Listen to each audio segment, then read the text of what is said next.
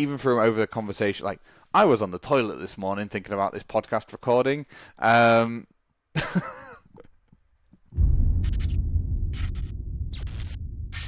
and welcome to Hello and welcome to Attach Pass. My name is Ben. I am joined by Beth. Hi Ben. How you doing? Not too bad. How's yourself? I am good, thank you. We are once again in my spare bedroom, but this time with a tiny little bit of a set, I guess. I've got a couple of playmats behind me, and Beth's got a couple of playmats behind her.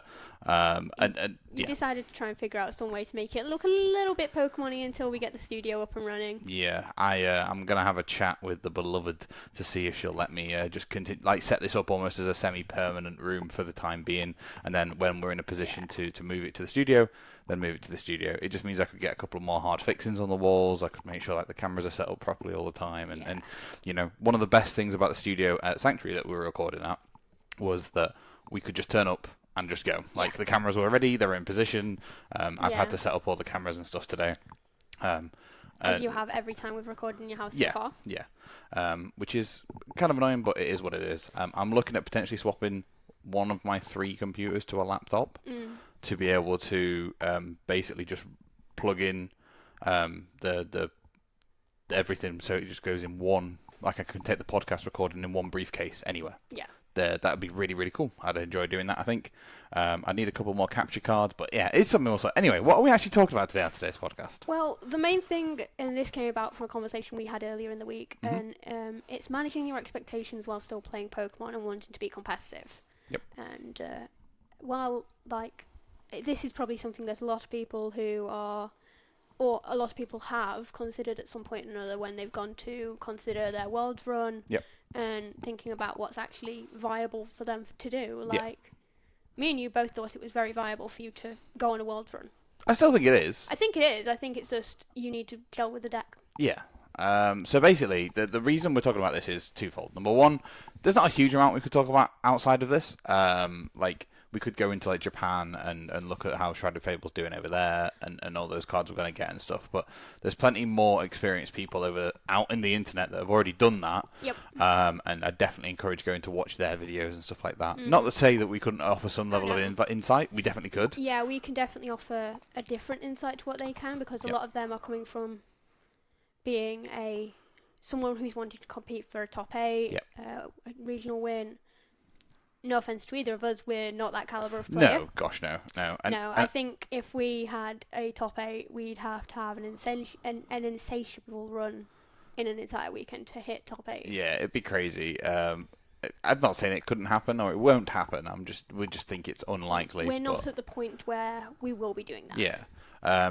But it's and we would like to offer, I guess, a view or an opinion from a personal point of view, myself, certainly, but also from like this sort of majority player base point of view, right? Like the amount of players that are at our level, or the amount of players that are sort of competing at our level, I guess, is tenfold probably compared to those that have, you know, Azul's caliber or Tord or whatever. No, I agree. We are more the masses than the minority of the Pokemon players, where if we turn up and do well, we can perform well on a day, but sometimes if we don't gel with the deck or we don't make every right decision, we sometimes get ourselves in a little hole what we can't get out of. Yeah, and that just comes with practice and time and all that sort of stuff, and you know, there's definitely space for us to improve on everything. I guess there's space for everybody to improve, right? There's space for everyone to improve. It's not that even the best players can't improve. Like, even they will admit they probably make misplays, and you can see misplays sometimes on a regional stream just because the pressure of the situation is getting to them. Yeah, it happens all the time. And I guess today's conversation is more like us. I guess context, right? Let's start with context. Yeah, start with the context. So, I'm really, really up for trying to do Worlds this year. I was very much a case of listen to the past couple of episodes of the podcast. I'm like, I want to do it. I'm going to get it. My aim is top 125. And that is a really, really cool aim, right? I think I've reflected on this. It's a very, very cool aim. It's a very ambitious aim, I think. It's ambitious, but considering some conversations we had with people at our challenge at the weekend, it's not an undoable aim. No, but it is very much an ambitious aim, and I think managing my expectations personally coming off the back. I know it's only I've played literally one challenge so far this season, right? And I had a locals on Monday night, and I had a locals last Monday night as well, which I didn't do particularly well at all. And I think part of my brain started to question myself as to whether I was capable of ever making worlds. Now, I think part of that whole sort of thing is me managing my expectations personally. Like, I'm very competitive. I'm very hard on myself when I don't do well. Like, very, very hard on myself when I don't do well. To the point where it's almost detrimental to not just myself, but sometimes people around me. Yeah. Like, you know, my mental health could go in a completely downward spiral just because I've been so hard on myself. Yeah.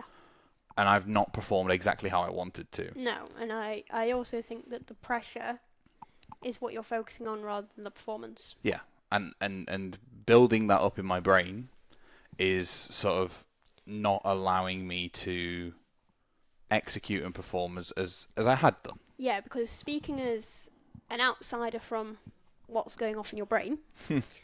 Nobody wants to be in here, trust me. I've seen that.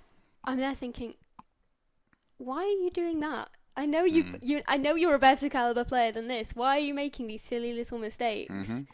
And I 100% think it is literally just because you are putting yourself under that pressure to do well and perform. So you're focusing on that you need to perform well, rather than focusing on one game at a time. Yeah, I suppose I guess I feel maybe like I'm at the stage where. So I don't know. Most people that are probably listening to this or watching this already know that I'm going through a little bit of. I've paid for some coaching alongside everything, and whilst my coach is incredible, like I've learnt loads just in the 4 sessions that I've had. Right, I've learnt loads. I wonder if me going forwards with pursuing stuff like that is actually adding more pressure to myself than potentially, than good, if that makes sense. Yeah, no, I agree. Like, you're forcing yourself to learn and improve rather than letting it occur naturally and just letting it occur at a natural pace where you will pick it up in a regional of I misplayed here, this is something I could have done different. Yeah. Or just sometimes you've decided that you're going to start recording. Yep. When your gameplay, you can pick it up then and do post analysis of where you messed up there. And I think doing that might be more beneficial for you rather than the coaching, because the coaching kind of adds that pressure to you where you're like, okay, so I've paid for this, I need to perform. Yeah, and I think that's something that I was again talking to Kitty about over last night? Monday night, I think. We're recording on Wednesday. It might even go out today. Found a bit of software that literally one click and it does it. Anyway, so it's something that I talked to Kitty about, and we sat down and we wrote a pros and cons list of me chasing worlds this year. Yeah. If I'm actively chasing worlds this year, some of the pros are that I get to travel around the world to certain places. I get to experience different cultures, which is really cool. Yep.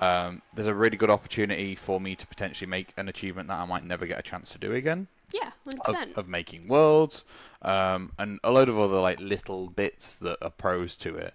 Some of the cons are quite in my mind heavily outweighing it.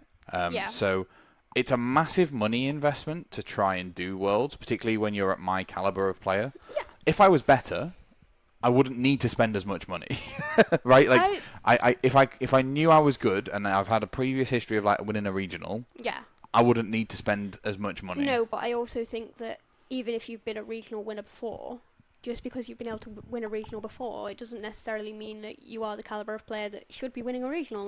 No. This season we had someone who was at their first ever regional and they won a regional. Yeah. And it was going to be a first ever time winner at their first ever regional because that was the final. Yeah. So it could be that it wasn't the pressure that got to them, it was just that they were taking it as it came. Yeah, and they maybe had a really, really, really good run or something like that. Yeah, so it's not a case that it might be that you've got the history. It might be a case of... Yeah, but my point is more, if I did have that history, I wouldn't feel like I would have to travel to every event to give myself the best opportunity. In its current standing, I feel like I'm probably have to travel to every IC and every regional to give it the best opportunity. Now that is a massive, massive financial burden, like huge financial burden, to what's going on. However, it's not a guaranteed reward, if that makes sense. Yeah, So nothing's a guaranteed reward this season because we don't know what sort of point cap we're going to need to hit. which is where we go back to, they've changed the points and stuff, and it's made me feel a bit more uneasy. Well, actually, it's probably since that announcement I started to feel a bit more uneasy. Yeah. So I touched on it last episode. I like to have a goal set in stone. If I don't have that goal set in stone, I'm going to struggle to be able to perform to that point where I want and go towards that point. Now, yes, okay, there's the goal of top 1 through 5, but that is an ever-changing set of goalposts. The goalpost is always moving with that one, and yes, we know that we're going to know how many in that top 1, 2, 5 have got an auto invite because we'll know who's in the top 4 of Worlds this year. We'll know who's won regionals. We'll know who's in top 4 of ICs. Yeah. But that is still ever changing because it could be that someone who is say 5 people in Europe get an auto invite. Yeah. Just as a random number that I'm throwing out there, that makes it top 1, and then they get top 125. That pushes it down to top 130.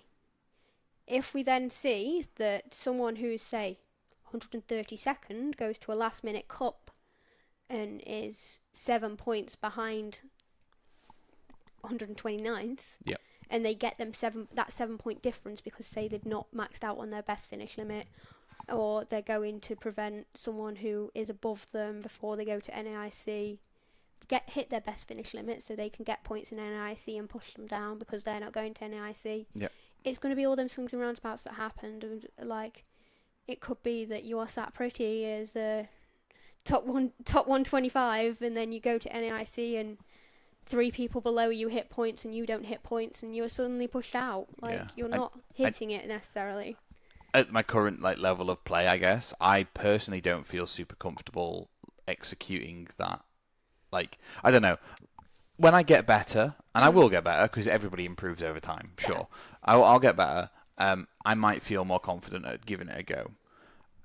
But after having these conversations, do I realistically want to put £5,000? Yeah, because that's what it realistically is basically, going to cost. If not more, plus. into travelling to all the European regionals that I can do, and as many ICs, which would be all of them, as I could do. Yeah. To potentially not get a result. And go to the regionals what you necessarily aren't going to enjoy as much because you don't enjoy the city that they're in, for example. Yeah.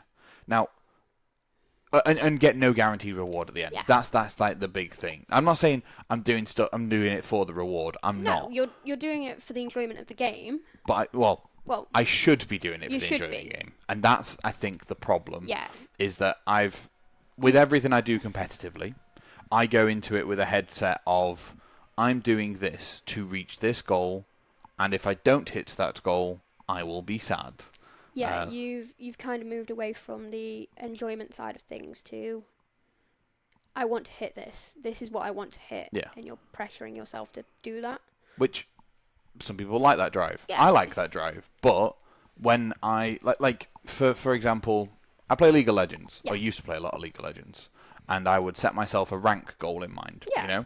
I knew exactly the process in which to hit that rank, and only me and I guess my other 4 teammates, but mostly, particularly the ELO I was playing at, myself, I'm the one who could make or break those games. I could decide with my skill and my decision making and stuff how I progress and go forward, Yeah. It was never a case of, if you're in the top 10%, you get into gold. If you're on top 5%, you get into diamond, or so on and so forth. It was very much a case of, you have to play games, win LP, get to 100, and then you perform in a best of 3. Yeah. Or perform in a best of 5. And that, for me, was quite a nice thing. I played that as competitively as I could. Yeah. But never played it at like a paid level, I guess. But no, you just played it competitively and played it for fun more than to be paid to do it. But it was a goal that I could reach. Yeah. You set yourself a goal that you were in control of. Yep. Whereas this season, it's come from a goal that you're in control of with the CP limit that we had last season. Yep. to you've just got to keep going until you can't get any more best finish limits. Because realistically, if you win, you're not really. If you win a regional, you're not really going to keep going because you've got your best finish limit. Yeah, you might keep going just to keep your toe in the pool once a rotation, but yeah, just keep up with the game and play the ones that are like, say, it's not going to happen, but say you won Dortmund. Yep. EUIC, NAIC for fun because you and Kitty want a holiday there. Yep. Liverpool or whatever the UK regional, because I assume we're going to get one is. Because it's close, and then it's close. Stuttgart. And maybe one other one because fun. I just want to play that one because it's a fun location to go. Yeah. Utrecht because I missed out on it last year in the end. Yeah. Whatever. If you want a regional. Yeah.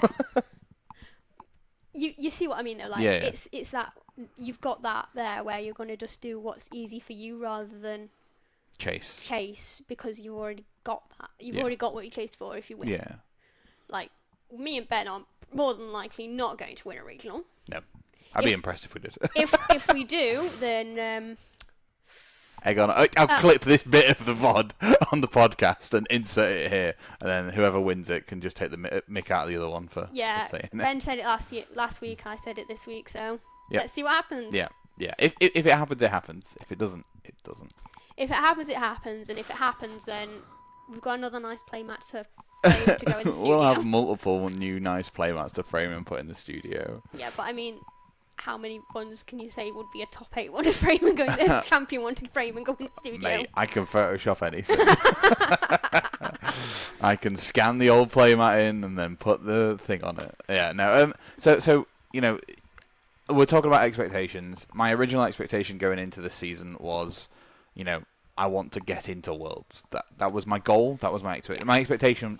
My goal was Worlds. My expectation was I could get it. However, I have been incredibly humbled by the fact of I've gone through and I've sort of chosen the decks I want to play this format, and at locals I haven't played them once.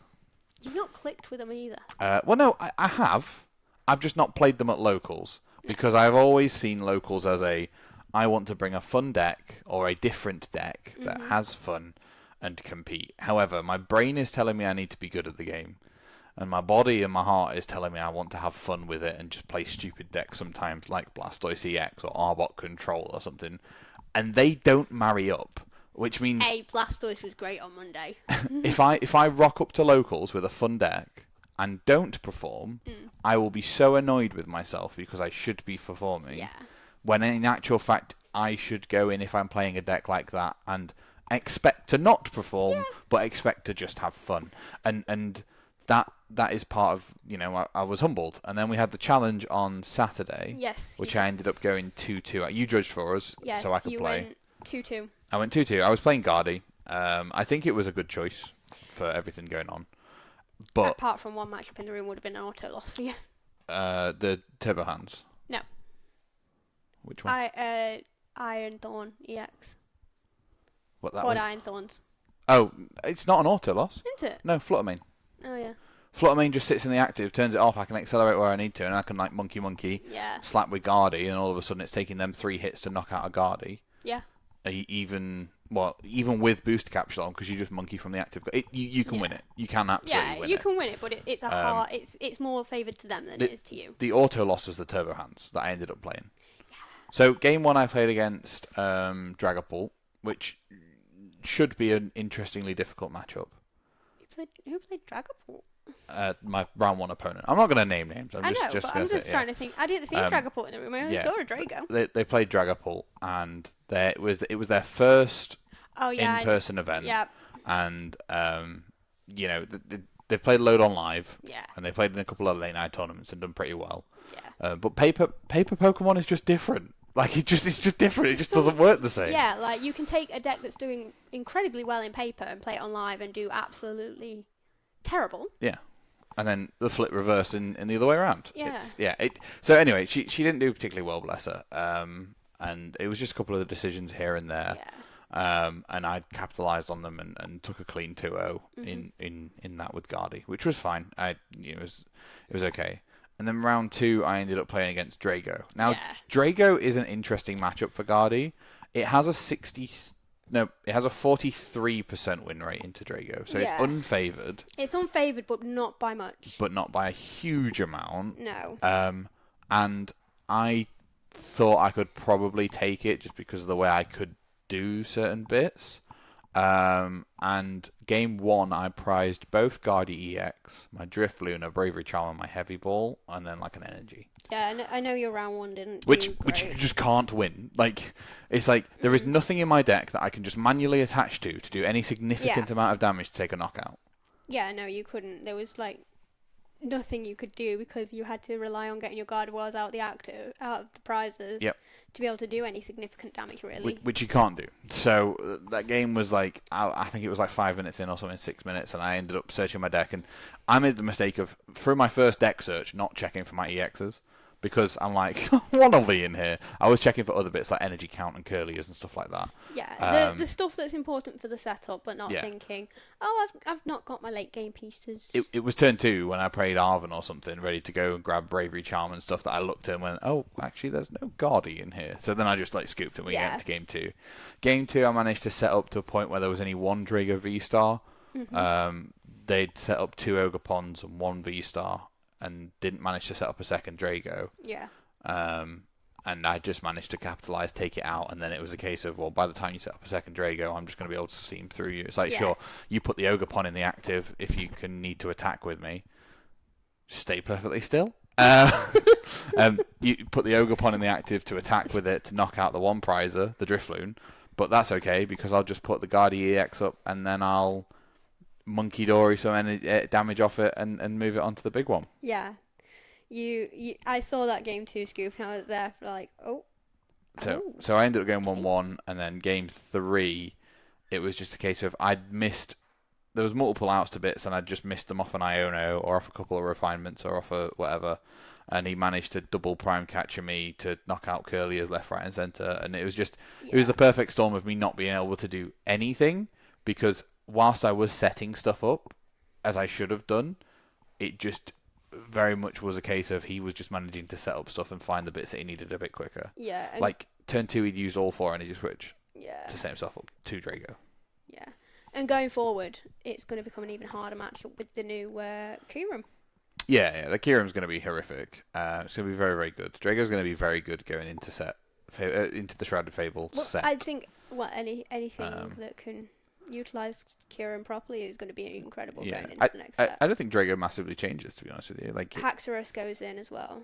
Haxorus is a flex spot. Haxorus is a flex spot depending on the room, but Haxorus goes in a lot of the cases.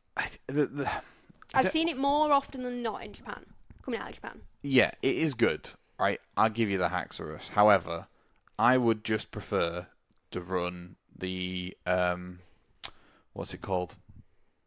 The Caridon that hurts itself. Yep. Because sure, it's a basic, but you still do 280 damage. You don't lose any energy. You don't lose any energy, and it still hits for 280, which is really the reason you're playing Haxorus. Yeah. Is to knock out with Drago special energy on like a Lugia. I think another big reason why people are playing the Haxorus though is because they haven't got the issue that Kyurem's got. Not Kyurem. Caridon's got, where it's going to get stuck in the active potentially. Yeah, but that's where you play Penny. Yeah, I know that's where you play Penny, but then you're playing your support for turn as But well. I guess the other thing is, if you have Kyurem in, it is also a basic. Yeah. And if you end up playing Bolt, it's also a basic. But if you're playing Bolt, you're not playing Caridon. If you're not playing Caridon, you're playing Tina. If you're not playing Tina, you're playing Bolt. It's one of those weird, like... It's going to become a weird triangle circle situation where it's like, if you don't play this, you lose into this. If you don't play this, you lose into that. It's like you've got to try and make the matchup perfect for the room. Which is why you play like 2 Penny and go, cool, I'm just going to Penny it up and then Ultra Ball it away and then it's fine. Yeah. Like, I think there's plays for it. I think the Haxorus is interesting. I don't think I would personally play it unless Lugia saw a massive uptake. And I don't think it will. Wait and see. It's just one of those things that we get to see. I think it might until the Stellar Crown comes out with the incredible stuff that's coming in that, which we'll be reviewing in another episode. Yes, we'll go through the whole of Stellar Crown when we've got the full set sorted. Full set and full translations. It's kind of crazy. It's kind of stupid. But yeah, so Drago was game 2, and I unfortunately took an L, and I was like, okay, well maybe I can go 3-1. Like looking at the rest of the room, there was 12 players. Yeah, 12 players, 10 masters. And I was like, okay, there's a Turbo Hands. Statistically, they are 1-1, the same as me, but there is also another 4 players. I think that were 1-1 as well. Yeah, there was 5. There was six in total, wasn't there? Yeah, there was 6 in total. So there was 5 other players than me that were 1-1. We only had 2 players on a 2-0. Yeah, So we had basically our winner after the 3rd round. But for challenges, you have to complete all 4 rounds because if you cut it short, then Pokemon will tell you off. Yeah. So I was like, statistically, I'm not going to hit. I shouldn't hit it. It's a 1 in 6 chance. Any of the other matchups it was Guardy, it was Guardy. There was loads you of would have it. been playing so many mirrors if you got a chance. And the mirror was easy for me because I put double Devo in that day because I saw there was 4 Guardies, and I was like, sure. He has 1 flex spot, and he gave me his list and went, I might change that one card, but we'll wait and see on the room. And then he came over to me, I think 10 minutes before we started, and went, I'm changing it. Yeah. You can read that, right? It was just a case of crossing a thing out completely and changing a 1 to a 2. Yeah. I dropped Enhanced Hammer for double Devo because there was 1 Lugia in the room which I didn't see. But I mean, even without the Enhanced Hammer, you would have been okay because he wasn't the best Lugia player. No, unfortunately, again, a new Lugia player, and that's okay. Lugia player. So he only joined in because his son was playing, and it was an odd number. He was like, "Is it an odd number? I'll join in if it is." And I'm like, "Up to you, yeah, currently an odd number." He's like, "Yeah, put me in, I'll play." Which is nice. I like parents to do that. So yeah, it was a double Devo play, which would have meant that the mirror match would have been just simple. Yeah. Like I was playing double Devo, double Monkey. There was never a point where I was losing the mirror match. No. You won your mirror match. Yeah, we'll get onto that in a second. But game 3, I ended up hitting Turbo Hands, which is basically an auto loss. Providing they can set something up, it's an auto loss. Mm-hmm. So game 1, I just couldn't do anything.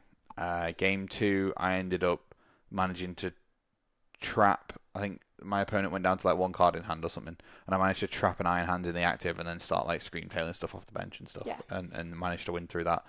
And then game 3, I just couldn't do anything again. Like it's not that I wasn't trying. It's just that at every opportunity, when I tried to trap something so I could give myself a turn to set up or whatever, there was always an answer. Yeah. They always had an out. And I tried really hard, and I just took an L on that. There was nothing I could really do there, unfortunately. You hate to see it. And that was the 2 losses, and at that point I was like, I just kind of want to go home because I'd spoil it for myself in my head. I built myself up to be able to be like, I think this is a pretty decent pick for the room. I'll go from there. In reflection, maybe Zard was better, maybe Bolt was better. There was no Zard in the room. Yeah, it was funny. So there was 1 Bolt. Bolt was the one that won Masters. Yeah. But anyway, yeah. So I was annoyed. At that, and I thought, do you know what? I'll sit down. My opponent was Guardy, and I'm like, we'll see how like the first turn goes, but I might just scoop because I don't feel like playing. And we sat down, and my opponent really did their best to make me feel happy, like just like playing the game and the enjoyment of the game, which I did. And we ended up playing. And to be fair, regardless of who won that, it was a good game. Yeah, it came down close. I was really happy for your last game because it did look like you were actually enjoying. It was fun. It was fun, and that was enjoyable. And 2-2 as a result, I didn't enjoy that, but. My last game of the day, I really, really enjoyed. I had a lot of fun. Yeah. And betwixt that, it was just like, sure, I played some Pokemon. And part of my problem was I went in wanting to win the challenge. You did, yeah. When I should have just gone in wanting to play Pokemon. Yeah. And this is a discussion we've had, is that you need to find the enjoyment to continue playing. Yeah, I think maybe this season I need to just sort of take what I get in terms of points and not try for worlds. Play for fun. Go see where regionals are. So like, I want to do EUIC and NAIC definitely. Yeah, I'm the same. I want to do both those just because I think New Orleans would be an experience. Yep. EUIC, it's just easy for us to get to. Oh, it's London and it's easy, and last year was really fun. Yeah, I'd have to say, for me at least, last season EUIC was the most fun event. Mm-hmm.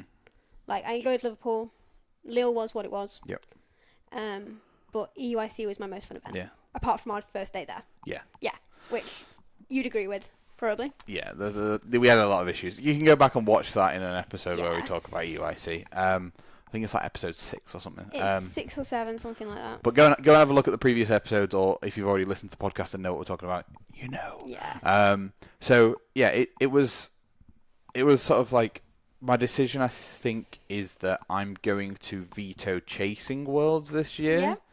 I'm probably going to take a step back from the coaching, or maybe make it once every other week, or maybe once a month. Or, I don't know, something. Maybe once at the start of the set just to talk through stuff, I think, or whatever. Yeah, just like make it to a point where you're like, okay, this is the meta at the moment. Yeah. I'm not sure on what to pick. I need help. Yeah, Coach. Have like a one session like every 2-3 months, depending on when the set release schedule is. I mean, that's something I also want to talk to my coach about. Like, this whole decision isn't set in stone. I might turn around once I've had my session and go, look, actually, yeah, I can go for Worlds, and yeah, I will do this. It might just be a case of trying to change my mindset on certain bits. Yeah, I think that's your issue. I think Chasing Worlds is all well and good, and it is fun to do if you've got the right mindset. And I think you need to go with the this is my view of if I chase, I'm only going to do it while I'm having fun with the game. Yeah. If I stop having fun with the game, I'm not chasing anymore. Yeah. Because I don't want Chasing Worlds to take my enjoyment away from the game. I enjoy the game regardless of whether I win or lose, right? I just get frustrated that I lose because I can't help it. Yeah. That's what I get frustrated at. Yeah. My deck bricks, or I make a agree. stupid misplay. That's my fault. Like that I don't mind. Well, I mean, my game on Monday when my deck broke, even though my deck broke, it was one of the most fun matchups I'd had of the day. Yeah. And I think that is because, obviously, it's someone who's a good friend of both of us. Yeah. And any game you really have with her is a fun game to play. Yeah. And I think I just need to get back to doing that and having fun. Like, fun is winning. Like, for me, I enjoy winning. Who doesn't enjoy winning? But I think maybe I need to, take that one step back and find the enjoyment again. Just go back to what I did with Liverpool. Like, I saw my best success at Liverpool because I was playing loads of games, enjoying myself. Yeah. And then when it came down to crunch time 3 weeks before the event, that's when I was practicing a lot. Mm-hmm. And at that point, I was like, cool, this is roughly what the meta looks like. I know what I'm going to be fighting into. Yeah. I can focus. Rather than at the moment where it feels like, sure, I'm trying to make sure that I can go to cups and challenges and stuff, but I think a big issue is that the meta's so wide that it could be a room of anything. Yeah. That it's not as easy to predict as it was earlier in the year. Yeah. When we went to Liverpool, it was a lot easier to predict that Zard is going to have a high percentage, Mew is going to have a high percentage, Tina is going to have a high percentage. Uh-huh. Them 3 decks are going to have a high percentage because what point in the season we are with this set. Yeah. It was easy to know then that's what it was going to look like. But now, the meta is so wide that it's like, okay, Zard is popular, but then so is Gardevoir, so is Lugia, so is Turbo Hands, so is Bolt, so Drago. is Future Box, so is Drago, so is Pult Zard. Like, there is like 12 decks that could Dialga. which we had on Saturday. Chempao. Like, Yeah, the meta is so wide at the moment that there's like 12 to 15 decks that could show up in a room and perform well. Yeah.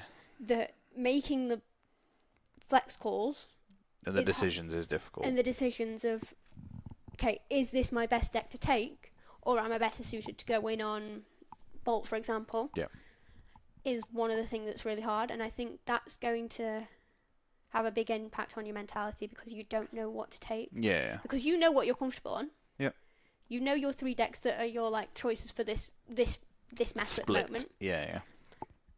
But sometimes you don't know how to always read the room going into that room. Yeah, I mean, to be fair, a lot of players should, like, at Cups and Challenges, you should keep your deck list relatively stum so that people don't tech into you, for example. Like, I mean, a 59 card with 1 flex spot is, depending on the read of the room, is standard. Yeah, but what I'm saying is when you are going into a room, like, unless you are confident in your abilities, if you want to give yourself the best chance possible, you keep your 60 cards as quiet as possible to yourself. Yeah. Like, write your deck list the night before, write it at 61 cards to have your flexes in or out, and you just knock that card off, or write it at 59 and add that flex in afterwards. Yeah. And sort of go from there, but just try and keep it a little bit stum. If you want to do that, right? There are players that just rock up and they're like, cool, I'm going to play this and I'm going to play these 60 and I don't care who I face. And I think that's what I want to get back to doing. I want to get to a point where I'm like, I've built my 60. I'm playing with my 60. Let's go. I mean, it was just funny when one of the players showed up on Saturday and went, yeah, I want to think as little as possible. Showed me their list and I was just flicking through and I was like, yep, you are thinking very little today. Yeah, they were playing quad thorns. They just went quad thorns and it was funny. Thorns, Ripper Gen, attach DTE. I did feel a little bit bad round 2. They played against the junior? They played against the junior and the junior's deck could do nothing because they were playing Drago. And I was just like, oh boy. Was it Drago? It was Drago. The junior was playing Drago. Oh, okay. But yeah, so I think I think what I'm going to have to do is sort of manage my expectations. I'm going to try and gain some time back. I think already we've not even started the season, and I already feel drained in terms of time. Right, like looking at my schedule, it's Pokemon on a Monday, cafe shift on a Tuesday, Pokemon shift on a Wednesday, coaching on a Thursday, helping one of our seniors prepare for Worlds, which I'm having a lot of fun with. On a Thursday. Friday, sorry. And then it would be Cups and Challenges Saturday and Sunday, which literally leaves me 0 time for myself, 0 time for my fiance, 0 time to do the housework. And I'm working a 9 to 5, and it's like, we're currently recording in the day, but this is my lunch break, to be fair. But yeah, it's one of those things of going, that is a hell of a time investment. Literally 7 days a week I'm busy. If I sort of go back to just the enjoyment of it, I can drop. Well, I mean, there's another league that we're going to start on a Monday, but that's casual stuff. So Monday, Tuesday, Wednesday, I'm definitely busy, but I can drop a Thursday to go back to playing D&D or whatever. Friday's done once Worlds is over. Fridays will be done when Worlds is over, and then I can get my weekends back. Yeah. I can selectively travel to Cups. I can selectively travel to Challenges. I mean, I think once we know, say we're 3 weeks out from an event, Fridays would become testing night for us. Yeah. But that's because we're coming up to an event. We need to get the reps in. That happens. But that happens all the time. What I'm currently looking at is 7 days a week busy for the next 4 months, and plus, right? No end in sight. Or the next 9 months, I guess, until we get to Worlds next year. Yeah. And that is kind of I don't know. It's a hell of a commitment. It's a massive commitment, and I think you'd get burnt out from it before you know it. Yeah. And I think the only way for you to have got out of that is if you hadn't decided to go back to playing for the enjoyment of it again. Yeah. Would be that you hit your best finish limits and you're like, phew, I've got them 4. I don't need to go every weekend to a cup or a challenge because I've hit my 4. Well, it's I was looking at the calendar for this coming month, July. Every weekend is busy if you take into account all the Cups and Challenges. And I'm travelling 75 miles for a cup or a challenge. Yeah. But I'm not doing it because I want to go to that cup or challenge. I'm doing it because I feel like I must go to that cup or challenge to give myself that opportunity. And sure, if you're going for Worlds on your first year, do that. If you have the time, the capability, the mental space, do it. Go to everything you possibly can. I'm just weak and feeble. No, I think I've noticed that where my flaw is, and I've noticed where I thrived most, and ultimately, it's a card game. It's not going to make me millions of pounds or hundreds and thousands of pounds. No, I'll probably make more money doing this than I would do actually the podcast. Eventually. Than we would do competing. And I think part of that is, I've got to recognise that, and I've got to sort of go, I might never make Worlds, but I want to play the game and enjoy the game. I think, playing for the fun of it, as long as you hit enough events, you sometimes can just make Worlds for the hell of it. If I make Worlds for the hell of it, I make Worlds for the hell of it. But I think I'm probably going to drop Sao Paulo. I'm probably not going to do all 3 ICs.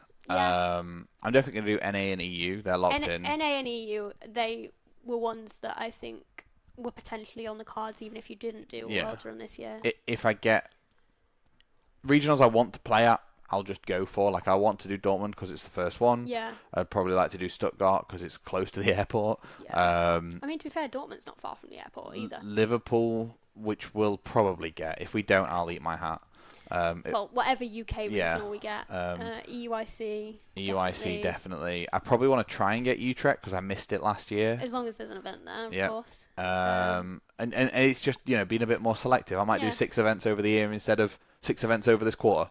Yeah. And that's just something that I think I want to claim some time and I want to claim some money back, that I've already allocated to doing these things. It's not just that though. It means that you're not feeling forced to go to areas where we didn't enjoy last year, like Lille.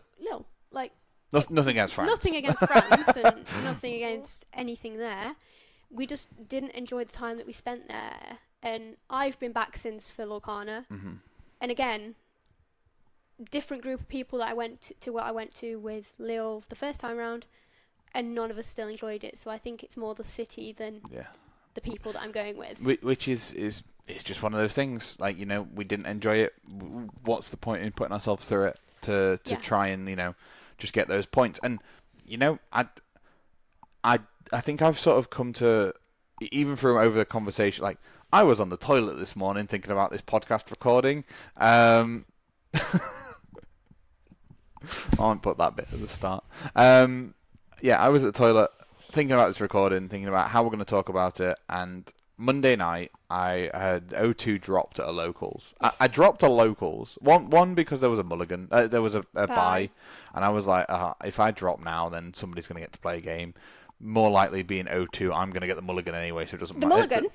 The bye anyway, so it doesn't matter. Are you mulliganing the bye now? Yeah, I wish I could. So I was just like, I was in a pretty rough space. I'm not gonna lie. After game 2, my deck had bricked beyond belief. It wasn't like I was playing anything crazy. I decided to play Dragapult for some fun, like normal Dragapult, which is a pretty decent deck. It just bricked horrifically, and I missequenced some stuff, and my head just wasn't in it, and I had to take a step outside. I'm not gonna lie to you. I got really annoyed and upset with myself. To the point where I took a step outside and I called Kitty, and I was like, why am I getting so agitated over a card game? Why have I sort of put myself in this position? I'm not good enough for doing this. I'm not good enough for doing that. What's the point? And I kind of had a little pity party to myself. And Kitty was like, I just want to give you a hug. And the more I sort of thought about it, I'm going to get back to me being on the toilet this morning in a second. But the more I thought about it, and the more I sort of discussed it with Kitty, and we hung up, it was very much a case of going, you know what? Is it worth it? I need to come up with a list. At that moment in time, I didn't think it was worth it. I thought, you know what? Sod off. I'm not going to do it. I'm not going to play Pokemon competitively at all. I'm going to just, I'd rather put money into the house, which is still true. I would rather get myself a nicer car and put some more money into the house than travel to 98 million events that I need to do. And then I rang my mum. And all of this comes from a local tournament. I'm just a little basically. But all of this comes from a local tournament, and I called Mum afterwards. One, because I hadn't spoken to Mum in a while, and some stuff's going on, and I wanted to talk to her and catch up. But two, I, sort of thought I wanted her opinion on it, so I talked to her for a bit, and I sort of thought at that moment in time, Kitty had told me to, give it a couple of days, have a think, see what's going on. You said the same thing to me. I said, do you want to record on Tuesday? And you said, well, give it another day, record on Wednesday, and then go from there. Yeah, I just wanted you to have some time to decompress, collect your thoughts properly, because I didn't want you making any rash decisions that you were going to regret. Yep. Because, yes, you should play for the fun, and I 100% agreed with you on that. I said, maybe you have taken it a bit too seriously. Yep. Maybe you have gone a bit too ham to the wall and just made it so you weren't enjoying it anymore. And I even gave you suggestions of what we could do to try and get you enjoying it again. Yeah. And it was more of a case of, I didn't want you giving up on a dream you've got because of a few bad performances. Yeah. Because bad performances happen to every player. Yep. Like we were saying, 2 episodes ago? Even players like us all go so many, 2-3 drop. Yeah. It is not something that anyone is immune to. And I think it's more playing for the enjoyment, which we needed to get back for you. And I think once that's back, your opinions might change. Yeah, I might ramp up the goal again. Because you're enjoying it again, and you're not putting the pressure there. You're doing it because you're like, Okay, I'm not going to do it for the pressure. I'm going to do it for the fun. Yeah. And if you're doing it for the fun, I'd 100% back you. Yeah. If you did it under pressure again, that's when I'd be pulling you aside going, Ben, come on. Yeah. Snap out of it. We had this conversation already. Yeah. I get under my own skin a bit, and this is Yeah. what I was talking to Mum about on the phone, was we were talking about it, and we were saying, like, do you really, like what do you actually get out of it? Yeah. Sure, you get to go to Worlds, wherever that is this year. And sure, you get that sort of feather in your cap and that achievement. Yeah. But realistically, is it worth the stress? Yeah. Is it worth the hassle? Is it worth this, that, and the other? And it was just something that sort of stuck with me. Mum's very good at grounding me quite well.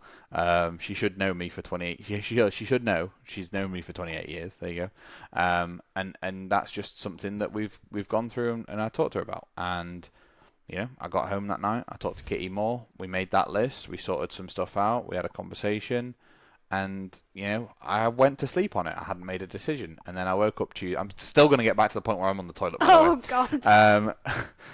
We need a new toilet. No, I'm joking. And we had that conversation. And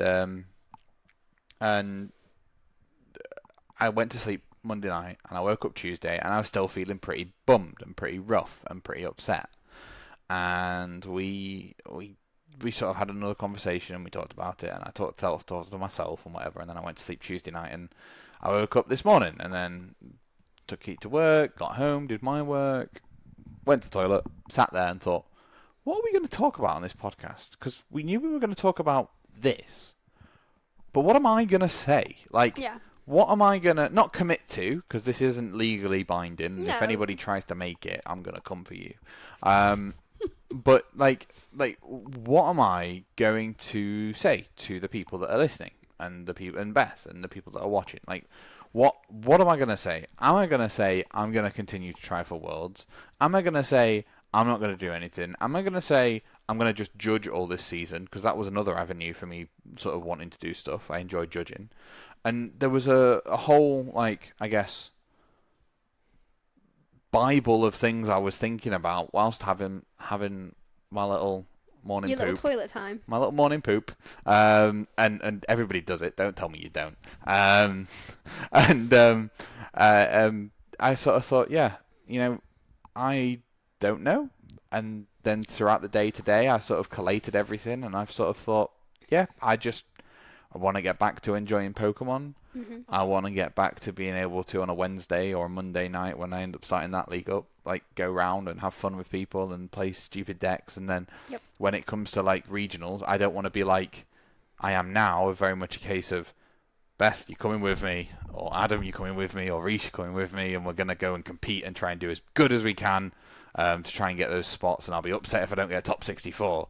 What I want to do is I want to be able to be like, cool, everybody at Sanctuary, who's coming along to Liverpool? Let me organise this big thing, and I want everybody to come in, and I want us to just all play for the fun of the game. I don't want, if any of us do well, congratulations. Yeah. Like me at Liverpool last year, I did pretty well. Congrats me. But I went into Liverpool wanting to do well, but not expecting to do well, and it's just changing my mindset. I also think this is what I was saying to you when you first told me that you were going for a Worlds run. I said, don't stop enjoying it. Yeah. Do it because you enjoy it, not because you feel like you have to.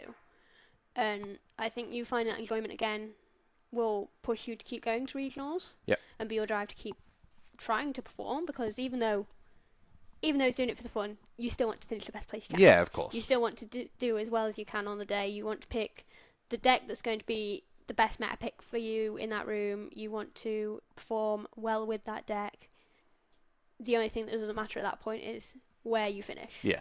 You're just going to be happy with whatever happens. And I think that is something that I need to change. And I think, I've got nobody to blame but myself. Nobody at any point has told me you should try for Worlds because you should expect to do well at these events and stuff like that. Everybody's told me you could get Worlds, and I'm the person that's told me that I should expect this, that, and the other. And I need to just manage that. And I think step one is acknowledging that, which is great. I've done that. And step two is just getting back to the basics and playing the game. So tonight is our locals, and I'm going to make every concerted effort to be able to play tonight in our locals. And I'm going to play Blastoise EX.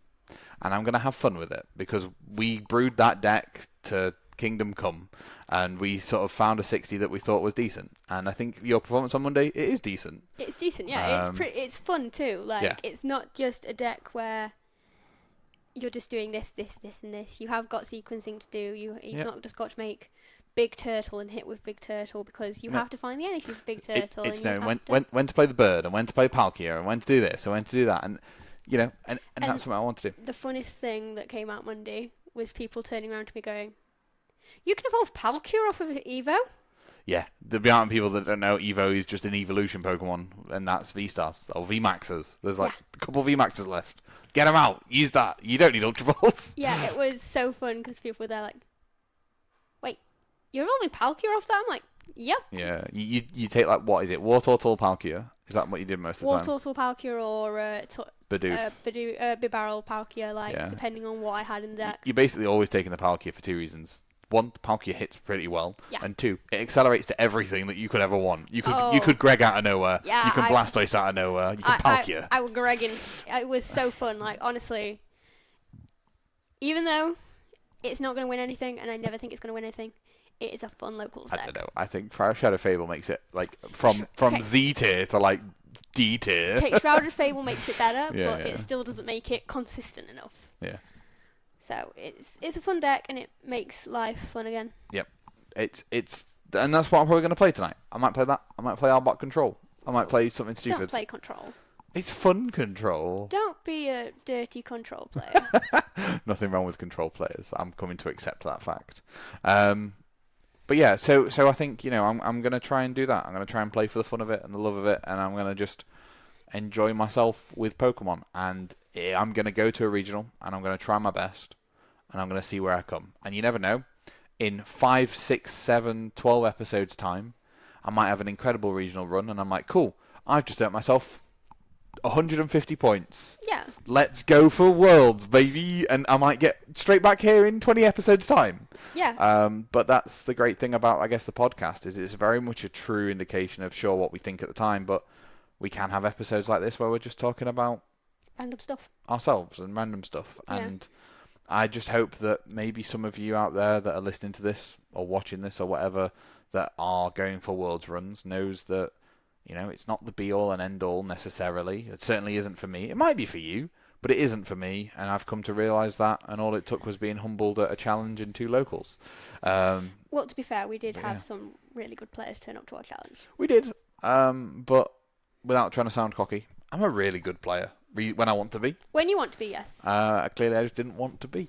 No, you didn't make the right calls for the day. I just I don't know. I still think I did. I just think I hit a bad matchup in Turbo Hands, and I think that game 1 brick into Drago was bad because I had everything else going for me. Yeah. So I don't know. I think I could have done pretty decent, but it is what it is, and them's the throws.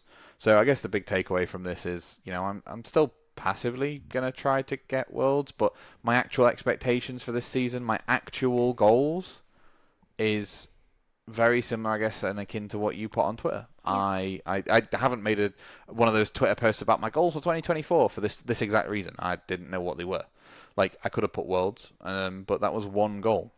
I'm looking at incrementals. I want to win a challenge, I want to win a cup, and I want a day 2 a regional. Yeah. That's the goals. Yeah. But the biggest goal of all, without trying to sound soppy before we finish off. No, we can talk a bit more. But my biggest goal is I want to have fun with Pokemon. No, I agree. Have fun with Pokemon. Like, I think it's one thing I don't think I've said, apart from today, is that if I went for a Worlds run, I would end it if I stopped enjoying the game. Yeah. And that is just because I don't want to make this something stressful and something that puts a toll on my mental health. Like, it's not a job, right? It's not a job. Like, I left academia because of the toll that it takes on you mentally. Like, academia is one of the worst places to be if you have a tough time at all, because everything's just go, go, go. Yep. Pokemon is not going to become a job, and it's never going to become feeling like I'm back in academia again, which is what a Worlds run could potentially end up feeling like if I kept having to go, go, go and not have any time for myself at all, any time to see my partner, because me and my partner are long distance. Like, we've got a 2-hour drive between us.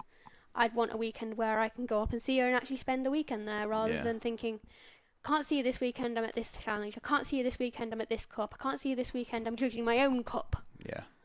Like, I don't want my life to revolve around Pokemon. I want Pokemon to be a part of my life. Yeah. Which, you know, it's difficult because I did basically for the first few weeks just sort of go, cool, Pokemon is my life. And even though I live with my partner, I still feel like I never saw it. Yeah. And that isn't good enough for me. It was a case of, I had to write that list of what was important. Yeah. And this is quite a deep episode, I guess. It is, but I think it's important to talk about. It is. It's one of those things where it's like, depending on the type of person you are, which I know for me and you, if Pokemon starts becoming something that's placing above our partners in our life, yeah, we're going to take that step back from Pokemon. Yeah. Because, to me at least, my partner is like my number one priority behind myself. Oh, moi too.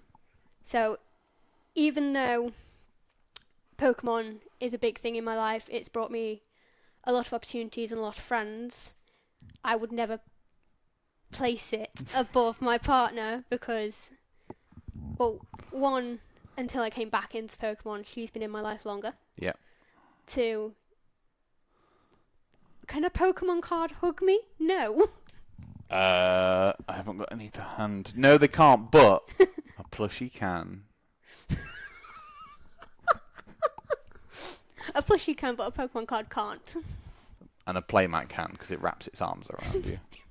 Unless it's in a frame, and then it doesn't. Oh, Christ. Nope, I'm Ben. Still Ben. Oh, Christ. Yeah, you're completely right. And it's just assessing that. And I'm getting old. I'm nearly 30. I'm getting old. Next year, you're 30. Yeah, I'm getting old. And I just want to reassess like parts of what I want to do. And if I manage to get decent enough in the season that Worlds becomes a possibility or an opportunity, then I'll probably sort of chase it towards the end. But I don't think I'm going to set out the start of this year. Now that I've put my big boy pants on, and now that I've spat my dummy out, and I've had my pity party, and you've took your step back and reevaluated it all like I told you to, I think I'm going to just enjoy Pokemon, and I'm going to not go to every regional unless I want to, not because I feel like I have to. Mm-hmm. So I'm keeping all my Airbnb bookings and my Booking.com bookings though. Yeah. Because they're all free cancellation up until 2 days before the event. Hey. So I'm, if I want to, I've got the opportunity to, but I'm not committed to. Yeah. So I definitely like to do Dortmund. That's a defo. Yeah. And I think it's just looking at the calendar and just cherry picking the bits that I'd want to do. Mm-hmm. Also, it can save me some money. I think Stuttgart would be a good one to do because there'll be the Christmas market. No, they've moved it to November. It's the first week. It's the December 1st, last week of November, first week of December. No, I saw a Twitter post about this. Somebody was complaining that it wasn't Christmas market time for them. I'm just getting it up now. That's September. That's October. November. Stuttgart is the 30th of November to the 1st of December. Which Christmas market, 27th of November to the 23rd of December. Ah, they've moved it then. Because originally it wasn't. No, I checked it. Because I saw the same tweet and I was there like... No, I'm not saying they've moved the Christmas market. I'm saying they've moved... No, the regional was always that weekend when I looked. No. Sorry, I'm not saying they moved the regional. They've moved the Christmas market to be in earlier in the year. Because I'm pretty sure last year it wasn't that early. No, it's always around that sort of time. Because one of my mates' parents went to Stuttgart on like a little bus to go around all these different German Christmas markets, and that was one of their stops, and it was the first week in December they went. Oh, that's a silly card. Sorry. I ended up nipping on Twitter just then and found a very stupid card coming up. Yay, for more prizes. I think I know which one you're on about. We'll look at that during the Stellar Tempest or Stellar Crown, I guess, review and set review. We'll do a full-on set review once we have all the translations, or the translations of all the playable cards at least. Yeah. And give you a full rundown of that then, which some channels have started doing, but we prefer to wait until we've got everything out there to be able to fully immerse ourselves and give you our genuine reactions rather than doing half a job. We would do half a job. There are other like Tricky Jim, for example, does full set reviews where he goes to the website where they've had the English translations but not the proxies made, and that's quite fun. But the reason I like to leave it later is because we get to see everybody else's opinions. We also get to actually do it closer to actually people playing with the cards, so we remember them. Yeah, which is quite cool. Yeah. Neither of us are doing this whole content creation thing for an attempt to be, the first of this and this. We're just doing it for some fun, aren't we? We're doing it because we both enjoy Pokemon, and it's just a laugh. So, when Dragon Shield sponsor us... If Dragon Shield sponsor us... When? What if Ultimate Guard come along? Okay, or Vault X. When a card sleeve producer sponsors us... When they sponsor us, that's when we'll probably start looking at making some pennies from it. What? Nothing. I want to, at the start of the video, I want to have the little skit that we do now at the start. Then I want the logo. And then I want to, this episode is brought to you by Dragon Shield. Dragon Shield, premium quality sleeves, or whatever, Or maybe it goes, this episode brought to you by... Ultimate Guard, the ultimate accessory for protecting your cards and your sleeves and playing games and stuff. Or like, this episode is brought to you by... This is my pitch. This episode is brought to you by Vault X. Lock down those sleeves and protect those cards.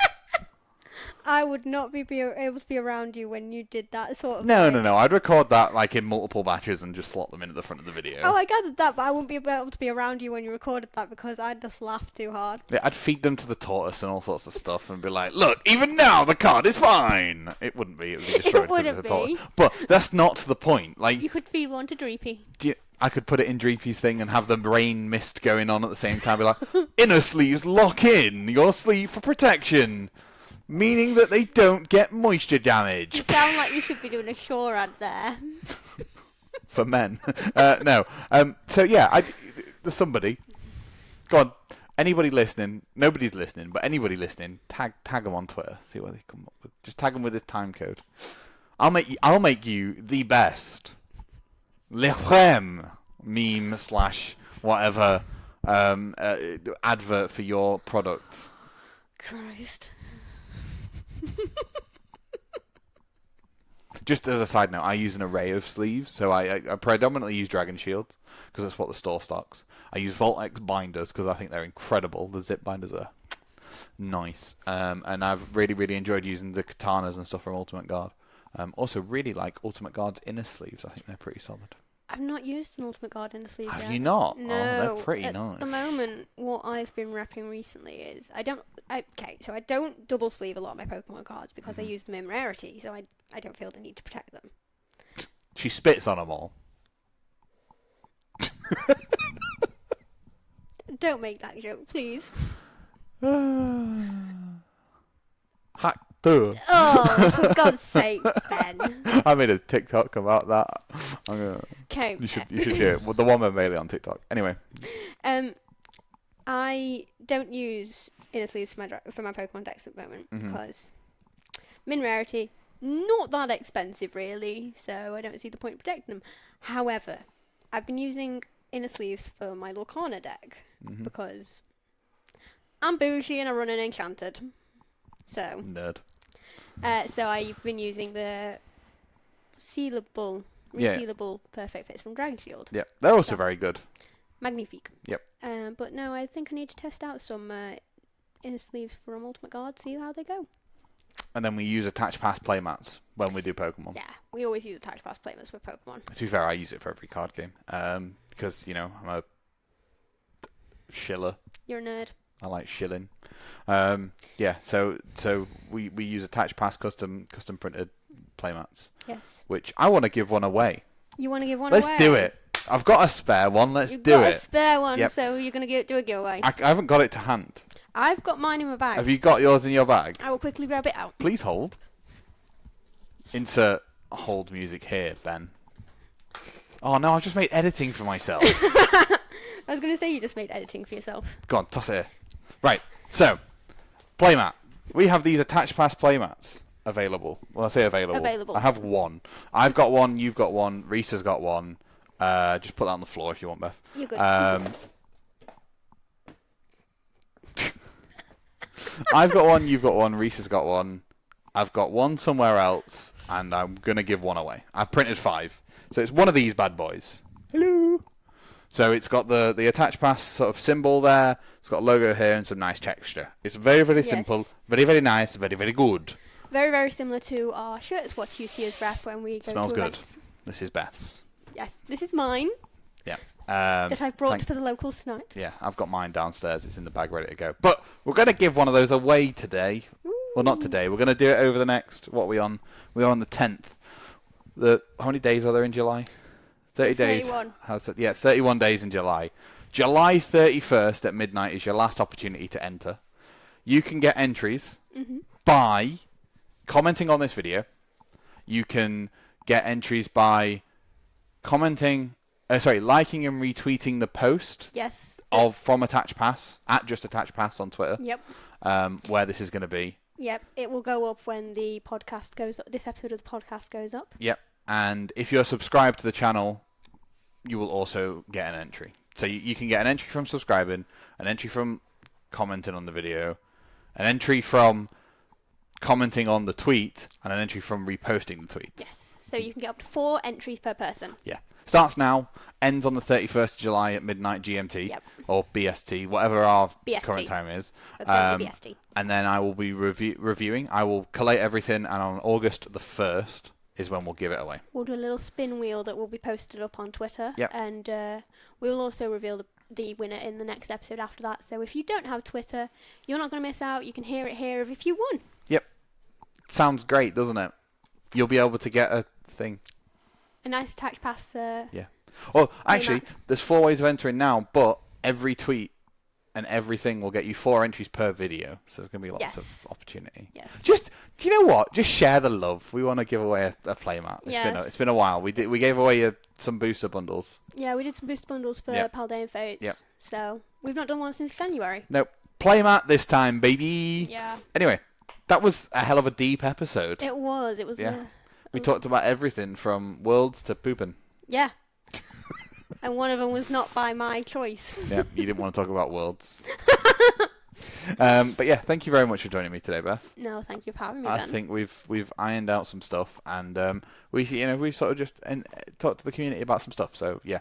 Remember, playmat, like, comment on the video, the retweet, just a repost, isn't it? Repost and comment on the tweet that's going to go up with this video.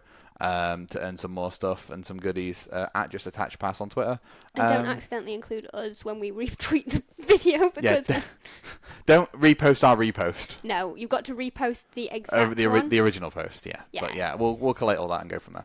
Anyway, thank you very much for joining us. I've been Ben. This has been Beth. Oh, sorry, go on. I've been Ben. I've been Beth. God, that's so cheesy. Maybe we do that. No, anyway, thanks for listening. We've been Attach Pass, the mid-tier podcast by mid-tier players, and we'll see you next week. See you guys. Bye, kitties. Kitties. Kitties. Kitties. Yeah. Is that because Jon can't be in here when we record? Yeah, we can't have cats in here.